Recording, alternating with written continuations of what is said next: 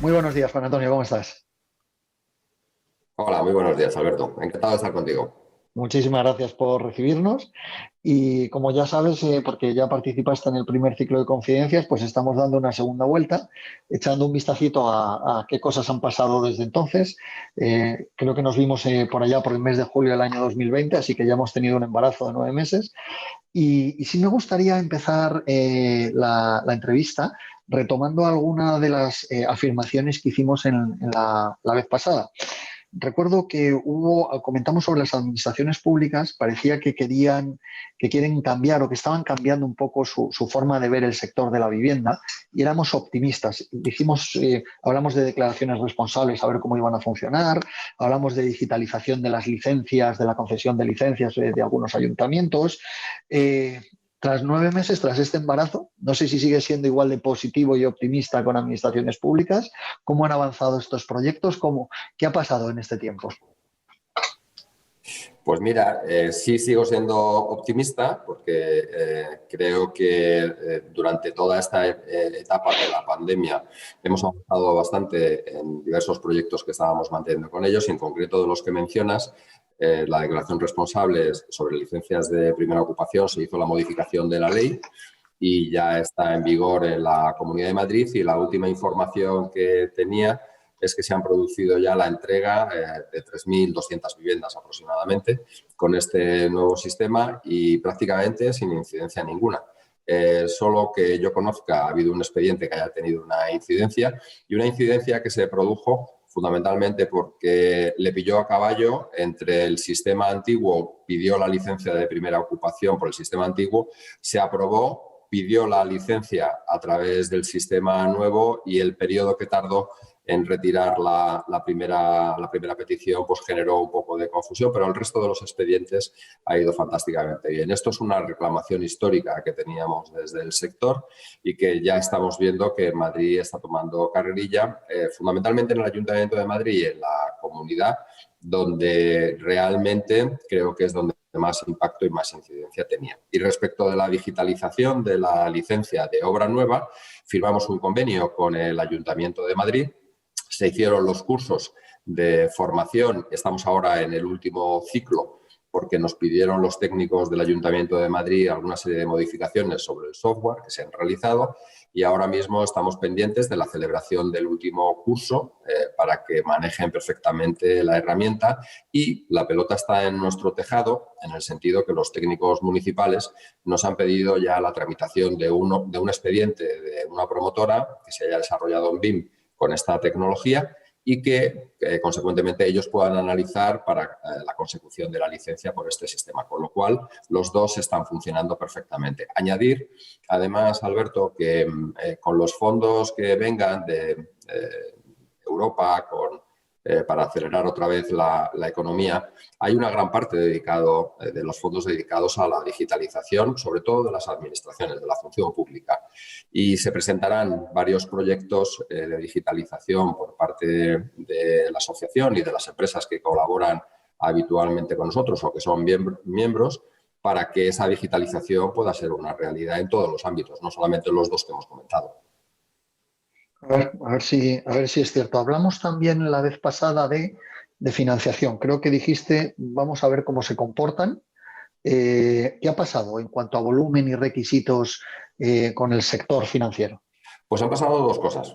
Fundamentalmente, la primera, que las empresas en un afán de protección de caja han elegido muy bien los proyectos que iban a lanzar y los que no tenían tan claros esa posible financiación, pues los han metido en la nevera, como digo yo, y hemos visto una reducción de la actividad y, consecuentemente, una reducción del crédito a las entidades promotoras por descenso de proyectos. Esto es una cuestión. La segunda cuestión, hemos visto cómo se han endurecido los requisitos que las entidades financieras estaban requiriendo. Ya no solamente bastaba con tener un porcentaje de preventas, sino que además se estaba analizando muy bien la procedencia del suelo y, sobre todo, dónde está ubicado. De tal manera que en eso las entidades financieras han especializado muchísimo, hacen un estudio completo de viabilidad, de si la promoción va a ser viable o no va a ser viable. A la pregunta que muchas veces me hacen de si las entidades financieras están dando menos crédito, la respuesta es que no. En todas las entidades financieras han respetado el mismo presupuesto que tenían del ejercicio anterior. Consecuentemente, si se pide, porque hay menos inicio de proyectos, normalmente se reduce, pero hay dinero disponible para esa financiación. Y lo que están siendo es bastante escrupulosos a la hora de la concesión y, sobre todo, en aquellos proyectos que tienen viabilidad. Selectivo. Quiero entender que esto podría llegar a ser una problemática en el momento en el que haya mayor volumen o mayor capacidad de creación de vivienda, de proyectos, y al ser más selectivo no haya para todos, sino que solo para los mejores, ¿no? Podría ser.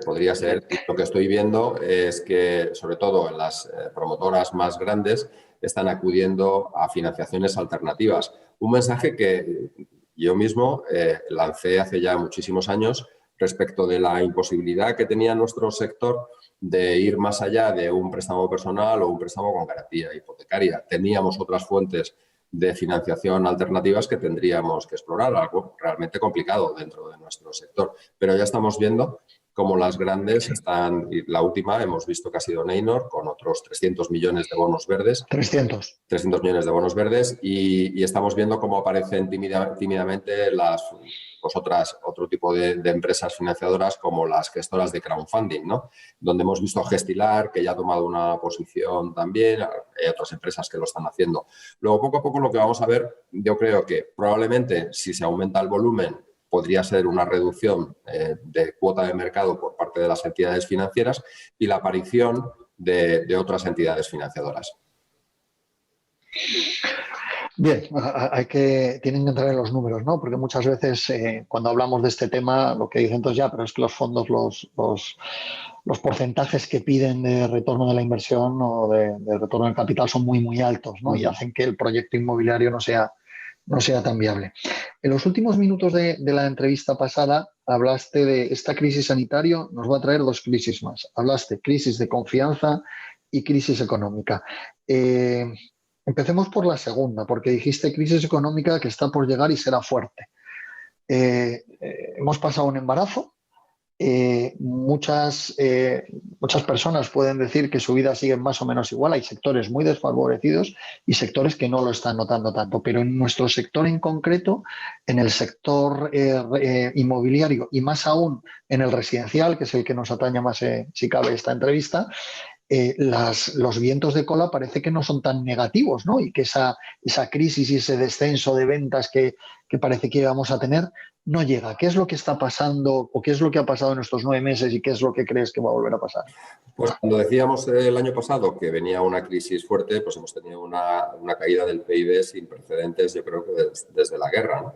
Esa es la situación. Pero también dijimos, no sé si recuerdas, Alberto, que esta no era la crisis de nuestro sector, que esto era una crisis sanitaria, que efectivamente se vería abocado en otros sectores, hostelería, turismo, etcétera, pues a una crisis muy importante, pero no era la crisis de nuestro sector, por varios motivos. El primero, porque nuestro sector tenía unas fundamentales económicas completamente diferentes a la anterior crisis, que sí que nos afectó muchísimo. Este yo creo que fue un elemento clave. El segundo, porque prácticamente todas las ventas que se tenían que realizar durante ese ejercicio, recordemos, empieza la pandemia en el mes de marzo, todo el año 2020 prácticamente ya estaba vendido, todo el producto que se tenía que realizar y que entregar, consecuentemente en ese ejercicio no nos afectaba. Y tampoco durante el año 2021, porque estaba vendido prácticamente en un 70% también el producto.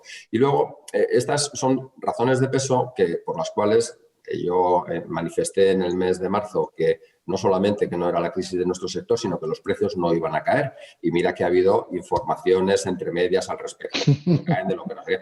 Cuando hemos cerrado el ejercicio, que afortunadamente ha sido muy positivo, pues lo que hemos visto según y para esto el mejor dato es el del INE, los precios de la vivienda han subido prácticamente en un porcentaje de un 2%. Yo sigo manteniendo la misma tesis. Creo que el precio de la vivienda va a subir y ahora por circunstancias que se añaden a las anteriores. La primera, porque hay un exceso de liquidez en el mercado tremendo. Esto nos está dando una imagen de futuro de mantenimiento y estabilidad de tipo de interés muy bajo. Y, consecuentemente, cuando hay un tipo de interés muy bajo, las inversiones alternativas que pueden ser a la vivienda, que pueden ser las financieras, pues hacen muy poco atractivo que se invierta en estas inversiones financieras. Y estamos viendo, y esto no es baladí, estamos viendo cómo todos los fondos internacionales continúan en España invirtiendo ahora en la nueva modalidad de Build to Rent, pero metiendo muchas importantes cantidades de dinero.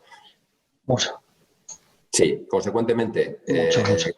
creo que el sector de la vivienda va a ser un sector que va a continuar pujante, que esas reducciones que hemos tenido de actividad poco a poco vamos a ver cómo se van incrementando. La figura del Build to Rent cada vez va a tener más presencia. La figura de colaboración público-privada también va a seguir aumentando en el resto del territorio español y, consecuentemente, va a ser una máquina tractora de generación de puestos de trabajo, como no puede ser de otra manera. Quiero entender bien tu opinión porque sí que es cierto que yo soy de los que estaba, la palabra no está tomarizado, pero sí preocupado por esa gran crisis que quedaba por venir, que aunque haya que bajado el PIB, el resultado en la sociedad, y digo más allá de los sectores súper desfavorecidos como hostelería, turismo, etcétera, no se está viendo en el resto de las personas, o esa crisis no se está notando de una manera tan clara. Todo el mundo decía, bueno, pues no os preocupéis porque vendrá en el primer trimestre ya del año 2021, el primer trimestre del año 2021 está aquí, ya ha pasado y no ha venido, no os preocupéis, vendrá en el siguiente. Toda esta gente, cuando se acaben los ERTEs, pues acabará en el paro y no podrán comprar vivienda. Quiero entender de tu opinión que el sector de la vivienda, independientemente de la crisis económica que sí se produce en la sociedad, no se va a ver tan afectado. Así ¿Es es, así? no se va a ver tan afectado. Y además hay otra razón de peso, y lo vamos a ver yo creo que para este tercer trimestre, es cómo va avanzando la vacuna y cómo estamos, yo creo, retornando poco a poco a los índices de actividad, y así lo manifiestan todas las previsiones de todos los organismos internacionales donde nos dan a nuestro país un crecimiento del PIB importantísimo. Pero además hay un hecho añadido, y es que se ha producido durante todo este tiempo un ahorro espectacular en las familias. Estamos en máximos. No hemos consumido, no hemos tenido capacidad para salir y estamos en máximos de ahorro. Ahora la reflexión es A mí me queda por aprender ese capítulo del libro, me queda por aprenderlo, pero continúa, por favor. Sí. Nos queda una situación más añadida, y es que estamos viendo cómo las entidades financieras están cobrando por tener el pasivo, por tenerlo en cuenta corriente a las empresas, y cada vez vamos escuchando más ruido respecto de que van a empezar a cobrar también por tener sus ahorros a las familias. Con lo cual, la disyuntiva de tener ahorro y dedicarlo, o sea, tenerlo inactivo en una cuenta de un banco pagando el 0,5 o el 0,25%, esto en una familia escuece muchísimo, y ahí tienes dos salidas, dos inversiones, o una financiera, ir a producto financiero, o la vivienda. Consecuentemente, yo creo que la vivienda siempre ha sido, en nuestra mentalidad como españoles, una garantía donde poner nuestros ahorros, y probablemente, añadido a las otras que te he dicho antes, van a hacer que la vivienda continúe en su subida en actividad. Bien, entiendo que la que me he dejado, que comentamos primero, la crisis de confianza, por lo que has comentado, gracias a la vacuna, también estamos llegando a un fin, ¿no? En esa crisis, si se pudiera llamar, de confianza. Yo creo que sí. Yo creo que la crisis de confianza que ha venido sobrevenida respecto de confinamiento, confinamientos parciales durante todos estos periodos, poco a poco vamos viendo. Hoy he escuchado la noticia, estamos vacunados ya el 17% de la población, que unidos a aquellos que los habéis pasado, pues nos da un espectro en porcentaje respecto de aquello que se llama inmunidad de grupo, que cada vez estamos más cerca de conseguirlo y de volver a una normalidad que todos echamos de menos, y consecuentemente la confianza se va volviendo otra vez a retomar, ¿no? Bien, para echar un poco un vistazo ya, terminar con la entrevista anterior, las preguntas de la entrevista anterior y hablar de qué es lo que está pasando, me gustaría que comentáramos, Juan Antonio, sobre el impacto de la pandemia en cuanto a costes. Y dentro del impacto de la pandemia en cuanto a costes, me gustaría hablar de dos tipos. Costes de producción. ¿Qué ha pasado con los costes de producción con la pandemia? Si han subido, han bajado, han mantenido estables y cuál es tu previsión. Pero también costes de gestión. Y por costes de gestión, has hablado antes de digitalización, fondos europeos, la digitalización es cara. Hablo de los tiempos, ¿no? El que todo sea un poco más lento al final puede redundar en costes y sobre todo en un negocio de promoción. Y luego los costes de distanciamiento social, ¿no? Y pongo el caso más claro, pues ahora a lo mejor no tiene mucho sentido acudir a una oficina en la que estemos todos pegados y necesitamos más metros, o necesitamos teletrabajo y caemos en el coste inicial que he comentado de la digitalización. Me gustaría que me comentaras tu opinión sobre cómo ves esos dos tipos de costes, el impacto que ha tenido la pandemia. Pues sobre el impacto de los costes de producción, sí que tuvimos una cierta bajada durante la época de la pandemia. Yo creo que en esa desconfianza donde todo el mundo... Bajada, sí, pero muy leve, ¿eh? O sea, los impactos tanto de subida como de bajada no están siendo nada importantes. Y sí que nos generó una desconfianza y sobre todo en nuestros genes, que tenemos lo que nos ha pasado históricamente, pensábamos en la crisis anterior y muchas personas o muchas empresas lo que querían era mantener una condición de tranquilidad a la hora de mantener unas contrataciones, con lo cual sí que se notó una cierta bajada, que inmediatamente, en cuanto vimos que la cosa no iba con nuestro sector, otra vez ha vuelto a subir. Y vuelve a subir por dos circunstancias fundamentales. Una, porque esa necesidad de mano de obra especializada que todos reclamamos, cada vez se está notando más su falta. Consecuentemente, ante esa falta de ese medio, pues obviamente van subiendo los costes. Y la segunda, porque se va incrementando y va siendo notorio que se va incrementando la actividad y, consecuentemente, se producen estas situaciones inflacionarias. En el primer caso, yo creo que se produce una inflación de determinados materiales que son básicos para la edificación y eso fue lo que produjo esta subida. Pero yo lo que estoy viendo a nivel, y con esto termino el apartado de la ejecución de obra, leves subidas, pero tampoco con la inflación que estamos teniendo, tampoco una cuestión que sea disparatada. Lo que sí es cierto es que si la bajada de la cantidad de mano de obra especializada que necesitamos continúa, hay que buscar otros procedimientos, que ahí es donde viene siempre la histórica reclamación de que tenemos que industrializar más, ¿no? Sí. Y en cuanto a la digitalización, es cara, porque es cierto que es cara, los medios tecnológicos y avanzados normalmente son caros, pero yo creo que es la oportunidad que tiene ahora mismo nuestro país, con los fondos europeos clarísimamente, que se van a dedicar a la digitalización, para que se modernice todos los aspectos, empezando por las administraciones públicas y terminando por las empresas, que tampoco nos podemos quedar fuera, y gestiones que tienen un alto coste en cuanto al tiempo, y el tiempo es dinero, y que no nos podemos permitir y que tenemos que modernizar, pues yo creo que es caro, pero nos llevará, primero, a tener una información muchísimo más fiable y en tiempo, que es importantísimo a la hora de tomar las decisiones, y con el conocimiento de que cualquier gestión que vayamos a realizar con nuestra administración va a ser resuelta en muy poco tiempo. Y eso, a su vez, nos va a dar seguridad jurídica. Aquellas inversiones que estamos realizando y que, por mor de que no tenemos las informaciones correctas y que van a tardar tiempo en traerse, estamos en una inversión de riesgo hasta que no conocemos cuál es el final de todos los procesos que se producen en nuestra actividad. Y la digitalización, por muy cara que se nos antoje siempre, creo que tiene un resultado muy positivo económicamente en la actividad, en el sector. Bien, por otra vez resumir un poco o entender mejor el planteamiento que has hecho, tu opinión, Juan Antonio, has comentado que en el lado productivo quizás sí estáis notando un leve incremento, leve, lo has nombrado varias veces, fundamentalmente debido a la escasez de la mano de obra y la subida de algunos materiales, pero luego has comentado que también en gestión se están produciendo una digitalización que hemos hablado que es cara por sí misma y que tiene unos costes adicionales. Por el otro lado, te he entendido que la vivienda ha subido, pero ha subido muy poquito ese margen, ¿quién lo paga? Es decir, si me suben mis costes de gestión, me suben mis costes de construcción y no puedo subir el tiempo, el precio de la vivienda más en el mismo porcentaje, eh, ¿quién lo paga? ¿Quién Las paga la compañías. fiesta? Al final, cuando incrementas costes, pero no puedes incrementar los precios de venta o no se incrementan los precios de venta, lo que estás haciendo es reducir el margen.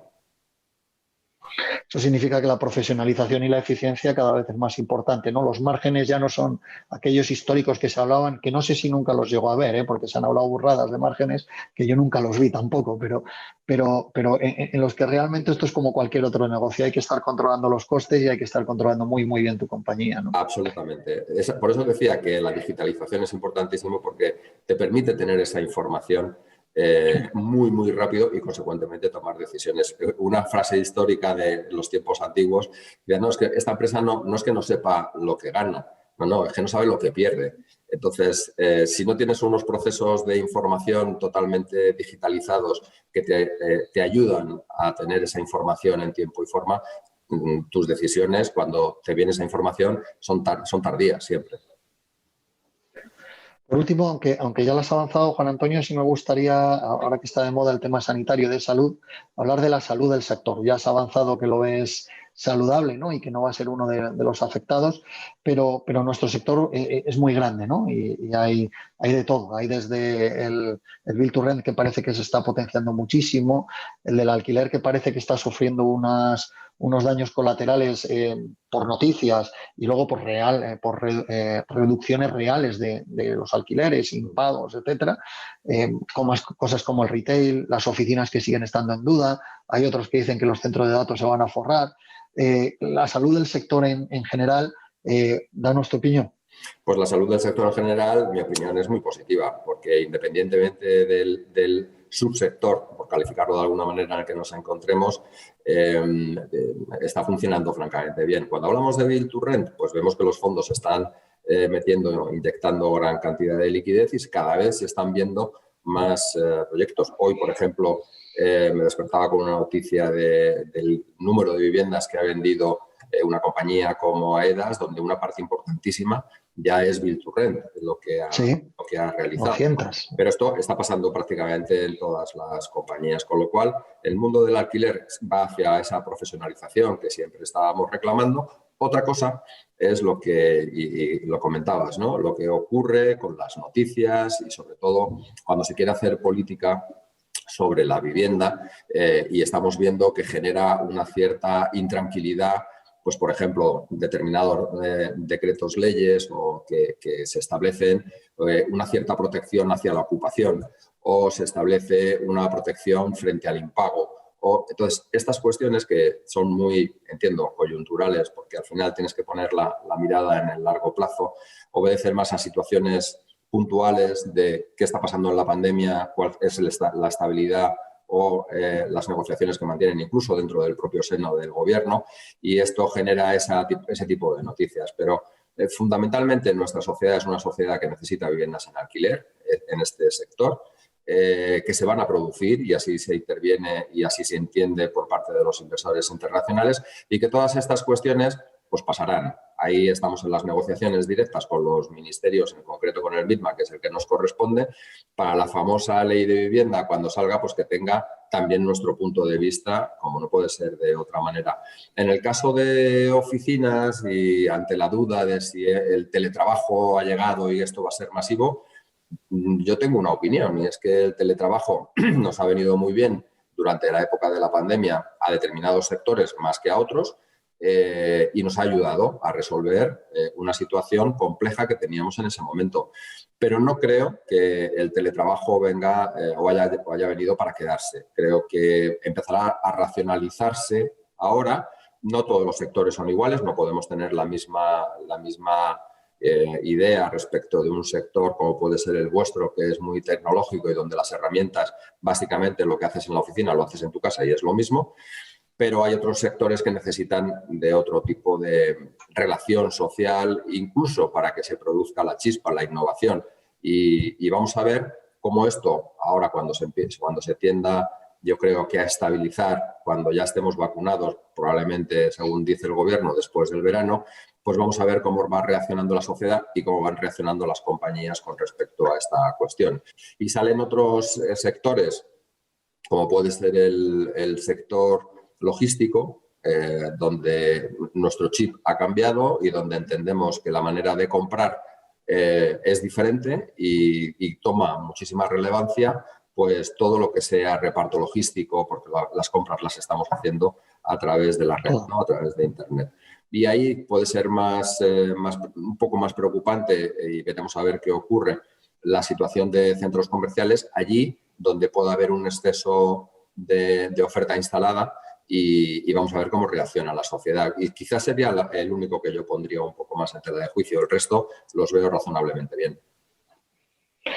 Anhelo ese mes de septiembre que comentas en el que podamos ir a la oficina sin mascarilla, porque yo, sinceramente, cada vez que voy a la oficina, estar 8 horas con mascarilla a mí me mata y al final digo, mira, me voy a casa porque es que aquí no hay quien trabaje con la mascarilla puesta, es realmente incómodo tener reuniones, ¿no? Y ya no es que no veas la cara de la gente, es que además yo me quedo sin oxígeno, así que anhelo ese día en esa vuelta a la normalidad y que veamos otro ciclo más expansivo, ¿no? De oficina sí, oficina no, y que la productividad se demuestre si es sí o si no, ¿eh? Que yo nunca he tenido muy claro si el teletrabajo es bueno, es malo, es mejor o es peor, ¿no? Yo creo que para unas cosas, como tú has dicho, ha venido para quedarse en un alto porcentaje y que no vamos a volver a exactamente a lo mismo que antes, pero estoy absolutamente contigo que el contacto físico para determinadas cosas es fundamental muchas veces y anima la innovación, anima la eficiencia y siempre que sea sin mascarilla. Muy bien, así pienso yo también. Muchísimas gracias, Juan Antonio, por estos 20 minutos. Como siempre, te invitaré para que dentro de la tercera vuelta sigamos echando un vistazo al pasado y un vistazo al futuro para ver qué es lo que va pasando desde la pandemia. Y este ciclo de conferencias pues, nos sirva un poco de guía a todos donde fijarnos. Y sobre todo, muchas gracias por ese mensaje de optimismo de la salud del sector. Fenomenal, muchísimas gracias. A tu disposición, Alberto. Un abrazo, Juan Antonio. Un abrazo.